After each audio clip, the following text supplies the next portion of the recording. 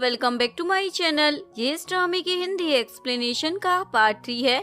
तो चलिए वीडियो को स्टार्ट करते हैं। मिस यान अपनी शादी के लिए ड्रेस पहनकर ट्राई कर रही होती है और वो सारी फोटोज जोंग को भेज देती है। बताओ इनमें से कौन सी अच्छी है, पर जोंग उसका रिप्लाई नहीं करता। इधर डोंग हुआ को बोलता है, पहले मैंने सोचा मैं तुम्हें कभी नहीं बताऊंगा, पर जब तुम मुझसे दूर जा रही थी तो मैंने सोचा मैं तुम्हें बता देता हूँ जो अब मैं तुम्हें बताने जा रहा हूँ। वो उसे किस करने वाला था, पर उससे पहले जोंग की गर्लफ्रेंड वहाँ आ जाती है। सॉरी मैंने डिस्टर्ब कर दिया, मैं बाद में आती हूँ। पर हुआ उससे बात करने आ जाती है। सेक्रेटरी बोलती है मैं ये शहर छोड़कर जा रही हूँ और मुझे लगता है अब जोंग को कोई भी ये शादी करने से नहीं रोक पाएगा। हुआ बोलती है लेकिन मैं उसे जरूर रोकूंगी।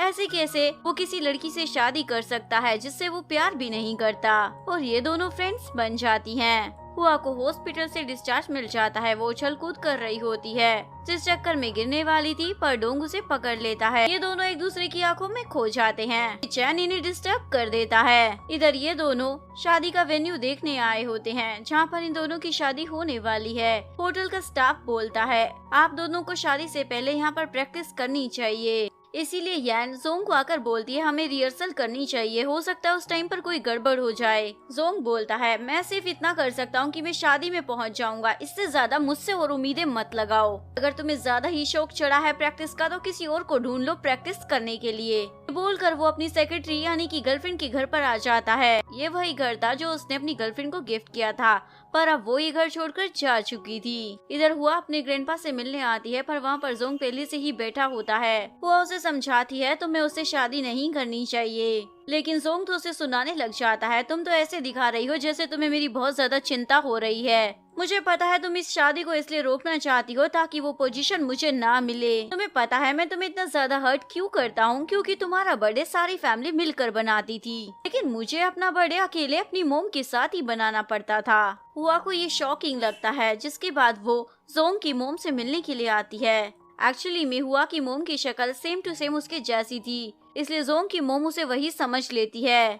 इसीलिए वो गुस्से में उसका गला पकड़ लेती है। सभी मिलकर उन्हें साइड कर देते हैं। इधर जोंग को पता चलता है हुआ उसकी मोम से मिलने आई थी, जिसके बाद उनकी तबीयत बिगड़ गई है। जिसके बाद जोंग अपनी मोम की और कंपनी की सिक्योरिटी को बढ़ा देता है। इधर हुआ को जोंग की मोम की हालत देखकर ऐसा लगता है क्या सच में मेरी मोम ने इनकी फैमिली के साथ बहुत गलत किया है। इस बारे में जानना चाहती थी। अंकल फैट उसे एक डायरी देते हैं जो कि हुआ के डैड ने लिखी होती है, और अंकल बताते हैं हुआ के डैड और जोंग की मोम की शादी ग्रैंडपा ने जबरदस्ती कराई थी, जिसका बाद में ग्रैंडपा को बहुत ज्यादा रिग्रेट भी था और वही इस चीज के लिए रिस्पॉन्सिबल थे। हुआ को इस डायरी से वो सच पता चल गया था, इसलिए अब वो जोंग को इस बारे में बताना चाहते थे और वो उसकी कंपनी में जाते हैं। वहाँ पर साफ साफ लिखा हुआ था कुत्तों और मिस हुआ का आना मना है। जिसके बाद वो उसके घर के बाहर आकर चिल्लाते हैं, पर कोई बाहर नहीं आता, जबकि जोंग उन्हें देख रहा था और उनके जाने के बाद काफी ज्यादा रो रहा होता है। शादी का टाइम करीब आ रहा था, इसलिए ये लोग एक प्लान बनाते हैं। हुआ बोलती है मेरी शक्ल मेरी मोम की जैसी है, तो क्यों ना मैं वही बनकर जोंग की मोम के सामने जाऊं। मोम बनने के लिए पुरानी ड्रेस सिलेक्ट की जाती है जो कि मिल नहीं रही होती।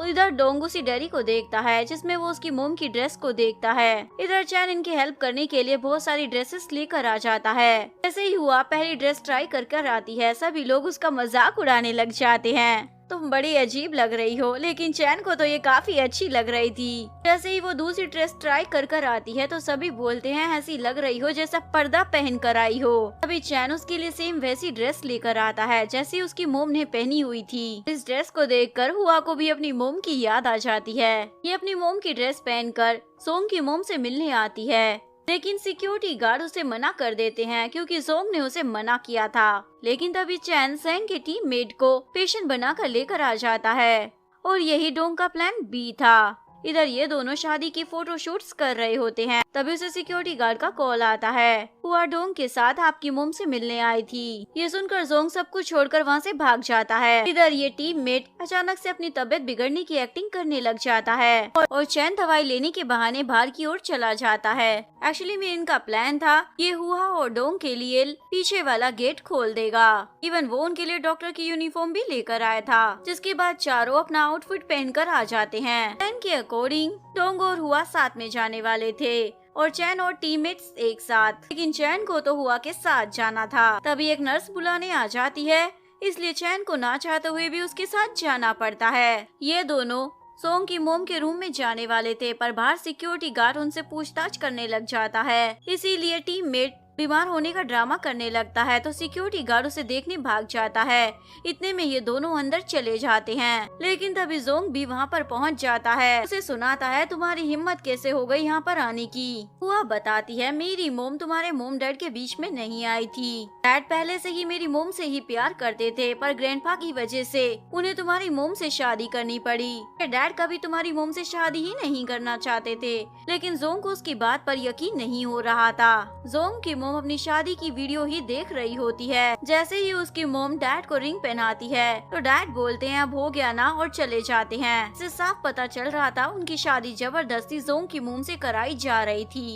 एक्चुअली में उनके डैड हुआ की मोम से ही प्यार करते थे, पर बिजनेस को आगे बढ़ाने के लिए और ग्रैंडपा की जबरदस्ती करने की वजह से उन्हें जोंग की मोम से शादी करनी पड़ी थी। वो शादी अच्छे से नहीं चली, जिसके बाद उसकी मोम की ये हालत हो गई। उसके बाद उन्होंने हुआ की मोम से शादी कर ली। इसके बाद हुआ अपनी मोम की एक्टिंग स्टार्ट करती है और जोंग की मोम को बोलती है, मैं आपसे काफी टाइम से माफी मांगना चाहती थी, क्योंकि जो कुछ भी हुआ है उसमें आपकी कोई भी गलती नहीं थी, लेकिन फिर भी हम तीनों को अपनी लाइफ में सफर करना पड़ा। जोंग की मोम बोलती है, तुम क्यों आई हो माफी मांगने के लिए? वो क्यों नहीं आया? क्या उसे डर लगता है? हुआ बोलती है, वो आ नहीं सकते हैं। ये सुनकर जोंग की मोम को बहुत ज्यादा बुरा लगता है। वो अपने भाई को समझाती है, तुम भी जो जबरदस्ती की ये शादी कर रहे हो ना, उसका नतीजा भी यही होने वाला है। इसमें डैड की भी कोई गलती नहीं थी, वो भी तुम्हारी तरह ऐसी ही सिचुएशन में फंसे हुए थे। जोंग की मोम भी उसे समझाती है, तुम्हें ये जबरदस्ती वाली शादी नहीं करनी चाहिए। तुमने देखा ना हम तीनों के साथ क्या हुआ, तुम्हारे साथ भी यही होगा। यान हुआ को बोलती है, तुम ये सब झूठ बोल रही हो ना?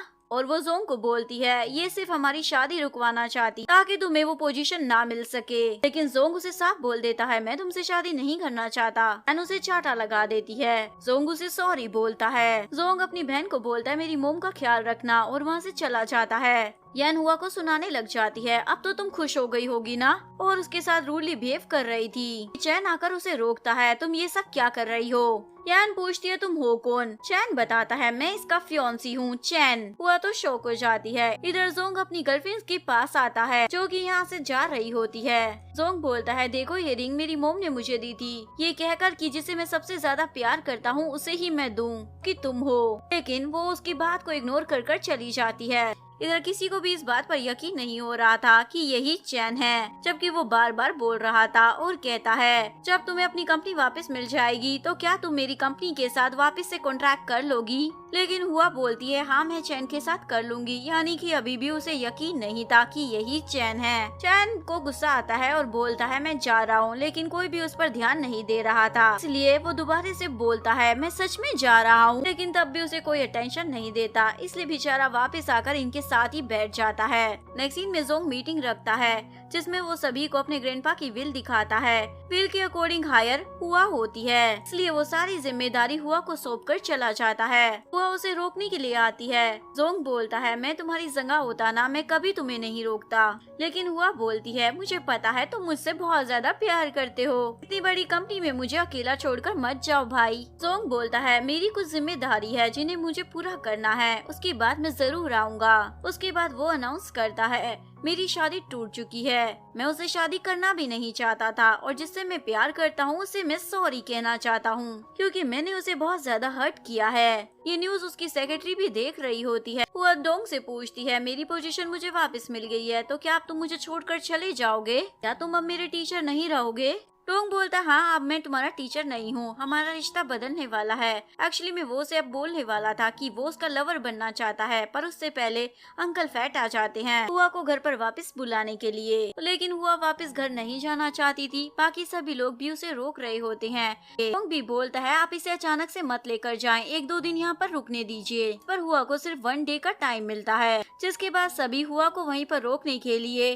अलग अलग तरीके सोचने लग जाते हैं। क्या हम हुआ को लेकर भाग जाए या फिर उसे किडनैप कर ले। हुआ रात को डिनर बना रही होती है और इन लोगों को पता था हुआ बहुत ही बेकार खाना बनाती है, इसलिए ये लोग बोलते हैं हम बाहर जाकर डिनर कर लेंगे, पर हुआ नहीं मानती। उसका खाना खाने के बाद सभी उसकी बहुत ज्यादा तारीफें करते हैं, पर झूठी वाली। जैसे ही वो खुद खाना खाती है उसे पता चल जाता है खाना बहुत ही बुरा है और बोलती है चलो बाहर से ही खाना ऑर्डर कर लेते हैं। लेकिन ये लोग सारा खाना खा लेते हैं हुआ का दिल रखने के लिए। हुआ सभी को थैंक्स बोलती है क्योंकि उन लोगों ने उसे बहुत ज्यादा झेला है। इसके बाद ये सभी लोग ड्रिंक करते हैं। हुआ काफी उदास होती है कि वो अब यहाँ से चली जाएगी। जोंग अपनी गर्लफ्रेंड के गाँव में आ जाता है। वो एक लड़की से अपनी गर्लफ्रेंड के घर का एड्रेस पूछ रहा होता है, लेकिन वो लड़की तो इसे इग्नोर कर रही होती है। लेकिन तभी मुर्गिया उसके पीछे पड़ जाती है। उनसे बचने के चक्कर में उस बेचारे को लग जाती है और उसके बाद उसे पता चलता है ये तो उसकी गर्लफ्रेंड ही है। वो उसे मनाने की कोशिश करता है,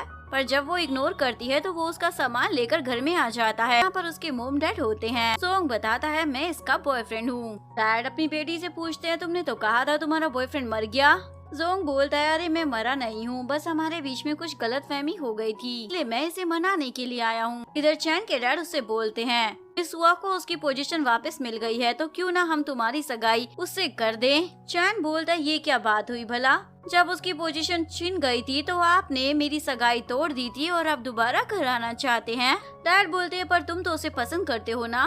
चैन बोलता है हाँ करता हूँ, पर मैं इन सगाई वगाई के चक्कर में नहीं फंसना चाहता, मेहनत कर कर उसका दिल जीतना चाहता हूँ। इधर डोंग ने हुआ के लिए बहुत बड़ा सरप्राइज तैयार कर रखा होता है। एक्चुअली मैं आज वो उसे प्रपोज करने वाला था और उसे बोलता है मैं तुम्हें कहना चाहता हूँ क्या तुमने खाना खाया। एक्चुअली मैं डोंग उसे अपने दिल की बात कहना तो चाहता था पर कह नहीं पा रहा था। हुआ तो इंतजार करती रह जाती है ये कब अपने दिल की बात बोलेगा, पर वो नहीं बोलता। इस वजह से उसके फ्रेंड्स को भी गुस्सा आ जाता है तुम ये क्या कर रहे हो। तभी चैन भी वहाँ पर आ जाता है, अपने बचपन से लेकर अभी तक के सारे सर्टिफिकेट लेकर और सबको दिखाता है देखो मैं ही चैन हूँ, और डोंग को बाहर लेकर आ जाता है। तुम उसे प्रपोज करने वाले थे ना, तुम्हें मालूम है ना तुम उसके टीचर हो। वैसे भी जब से जोंग कंपनी को छोड़कर गया है कंपनी का स्टॉक प्राइस काफी नीचे गिर गया है, और जैसे ही ये खबर फैलेगी कि तुम हुआ को प्रपोज कर रहे हो तो सोचो जरा कंपनी का क्या होगा। डोंग बोलता है ऐसा कुछ नहीं होने वाला। चैन बोलता है इतना ज्यादा सेल्फिश मत बनो, प्यार करने का मतलब हासिल करना नहीं होता। इधर हुआ डोंग का वेट कर रही होती है, लेकिन उससे पहले अंकल उसे लेने के लिए आ जाते हैं। तभी डोंग वापस आ जाता है। हुआ को लगा था अब ये पक्का उसे प्रपोज करेगा, लेकिन वो अंकल फेट को बोलता है इसका ख्याल रखना। हुआ पूछती है क्या तुम मुझसे यही कहना चाहते थे।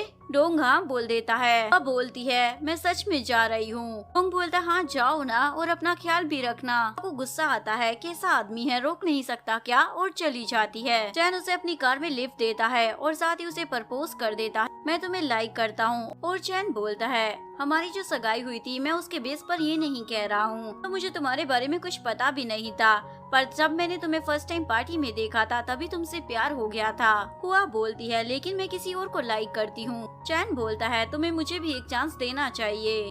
इधर डोंग वो सारी बातें अपने टीममेट्स को बता देता है, तो उसका टीममेट बोलता है तुम्हें उसकी बातों में आने की क्या जरूरत थी, तो चाहता ही है तुम हुआ के साथ ना रहो। डोंग बोलता है चिंता मत करो मैं हुआ की हेल्प करने के लिए उसकी कंपनी में रहूंगा। इधर हुआ बहुत ज्यादा दुखी हो जाती है, जिसे प्रपोज करना चाहिए था उसने तो किया नहीं, फालतू में किसी और ने कर दिया।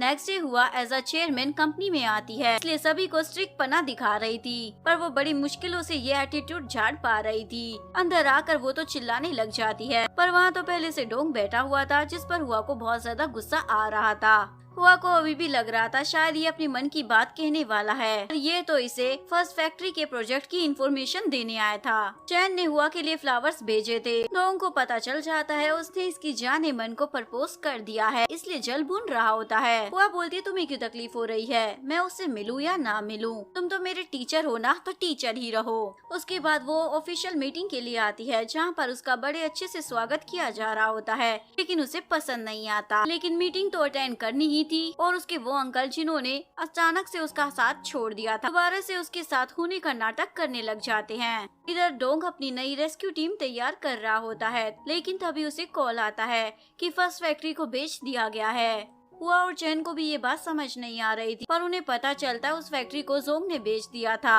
आने से पहले।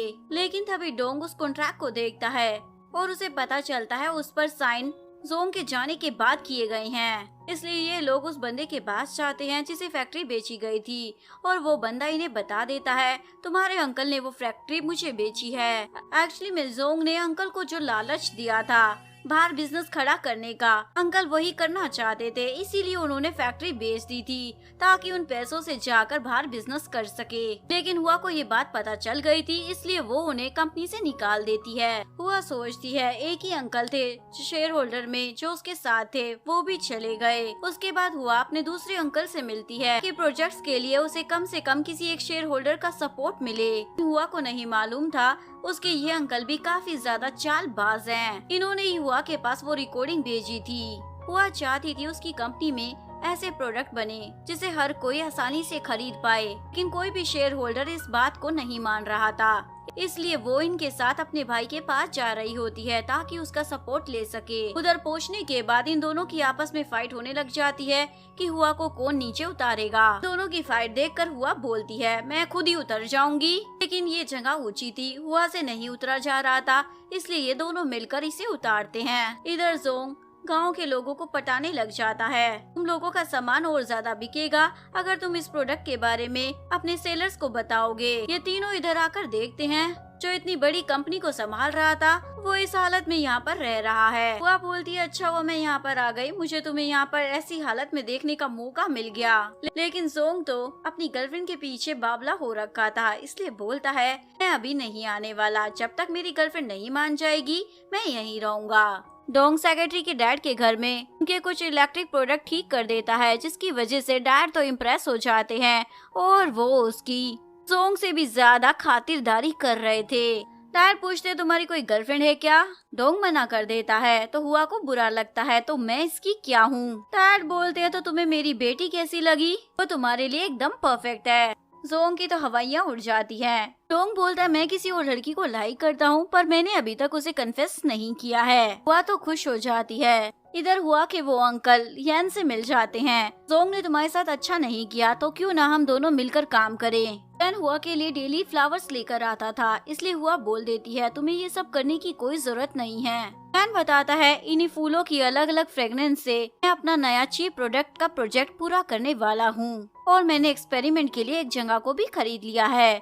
इधर डोंग भी हुआ कि इस प्रोजेक्ट में हेल्प कर रहा होता है। तभी उसका टीममेट बताता है हमारा ये घर किसी नए बंदे ने खरीद लिया है और वो नया बंदा और कोई नहीं चैन होता है। चैन उन्हें बताता है तुम लोग यहाँ पर रेंट पर रह सकते हो पर अब ये घर मेरा है जहाँ पर मैं अपनी रिसर्च भी करूँगा।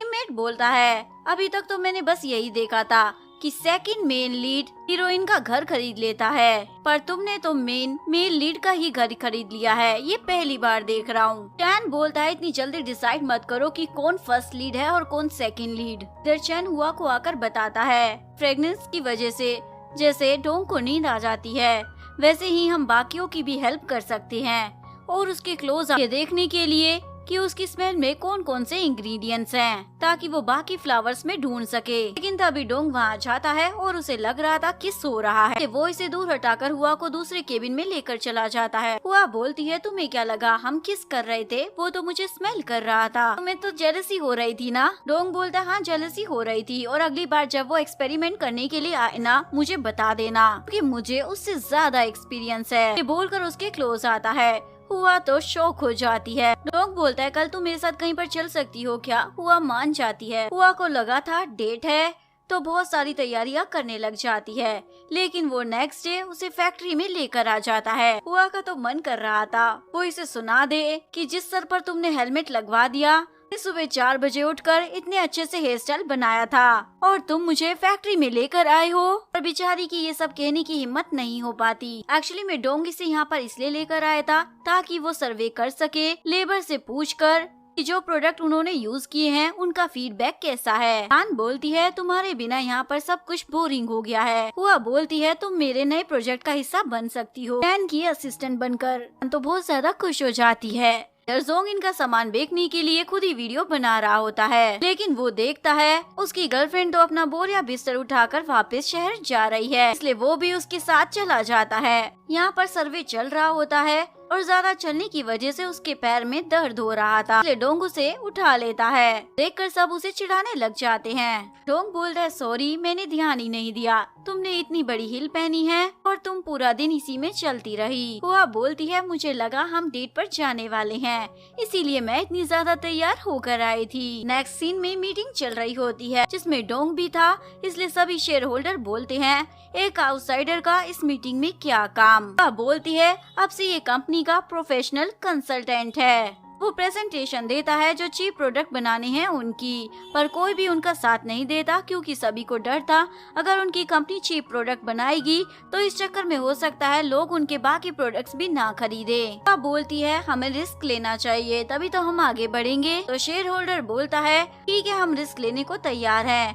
पर अगर कोई लॉस हुआ तो वो लॉस कंपनी नहीं तुम्हें भरना होगा। वह इस बात के लिए मान जाती है। डोंग उसे समझाता है, तुम्हें इतने बड़े लॉस की जिम्मेदारी अपने ऊपर नहीं लेनी चाहिए थी, लेकिन हुआ कैसे भी कर मार्केट में अपनी कंपनी के चीप प्रोडक्ट्स लाना चाहती थी और इसे साथ ही एक फैक्ट्री चाहिए थी। डोंग बोलता है, ठीक है, मैं फैक्ट्री का इंतजाम करता हूँ। इधर अंकल यान को बोलते हैं, हुआ को तो बड़ी आसानी से हराया जाता है और उससे पहले हमें उसके टीचर को अलग करना होगा, वो बड़ा शातिर दिमाग का है। इधर डोंग एक नई फैक्ट्री से बात कर लेता है जो उनके लिए प्रोडक्ट की बोतल्स बनाने वाली थी। इधर यान चैन की असिस्टेंट बनकर यहाँ पर धमक पड़ती है। बोलता है, तुम्हें कुछ आता जाता भी है या नहीं। यान बोलती है, हाँ, मुझे एग्रीकल्चर की बहुत ज्यादा नॉलेज है, ये देखो ये सब मैंने ही उगाया है। लेकिन चैन बोलता है, क्या अंधा समझती हो, ये सारा सामान पैकेट में कैसे है। इधर जोंग की गर्लफ्रेंड ने शहर में आकर अपनी एक शॉप खोल ली होती है, तो जोंग बोलता है, प्लीज मुझे भी अपने यहाँ पर नौकरी दे दो ना।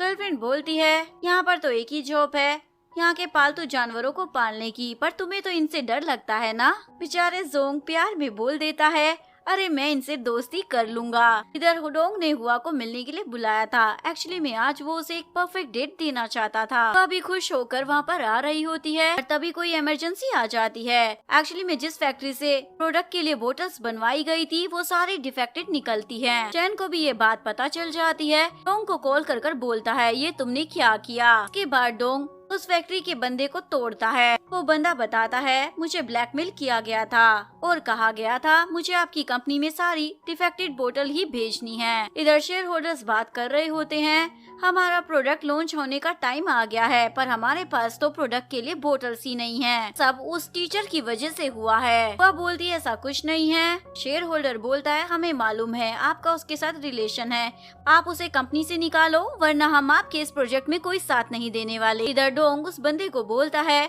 जितनी भी सही बोतल बची है वो सारी जल्द से जल्द कंपनी में पहुंचा दे। उसके बाद डोंग कंपनी में आता है पर सिक्योरिटी गार्ड उसे मना कर देता है, आप अंदर नहीं जा सकते, सुहा ने आपको जॉब से निकाल दिया है। जैसे ही डोंग घर पहुंचता है तो चैन उसे चिढ़ाने लग जाता है, अब तुम्हें सुलाएगा कौन, वैसे चिंता मत करो, मैंने तुम्हारे लिए एक प्रोडक्ट बना दिया है जिससे तुम सो पाओगे। ये अपने ऊपर ट्राई करता है और उसे सूंघने के बाद वो एकदम से सो जाता है और जब उसकी आंखें खुलती है तो चैन को अपने साथ देखकर शॉक हो जाता है। डोंग हुआ को मैसेज करता है पर वो उसे कोई रिप्लाई नहीं देती। उसके फ्रेंड को उसके लिए बुरा लगता है। जैसे ही मिस हुआ कंपनी की चेयरमैन बनी, उसने तुम्हें जॉब से निकाल दिया। लेकिन डोंग बोलता है जरूर उसकी कोई वजह रही होगी। डोंग ने जांच पड़ताल करनी शुरू कर दी थी जिससे उसे पता चल जाता है ये अंकल जरूर कुछ गड़बड़ कर रहे हैं। इधर फैक्ट्री वाला बंदा सारी बोतल्स पुंजवा देता है और बोलता है सारी गलती मेरी है, इसमें डोंग ने कुछ भी नहीं किया। सुनकर हुआ को बहुत ज्यादा बुरा लगता है। अगर आपको वीडियो अच्छी लगी हो तो प्लीज वीडियो को लाइक करें, चैनल को सब्सक्राइब करें, न्यू अपडेट्स के लिए बेल आइकन का बटन प्रेस करें। मिलते हैं नेक्स्ट वीडियो के साथ, तब तक के लिए सारंगे, बाय बाय।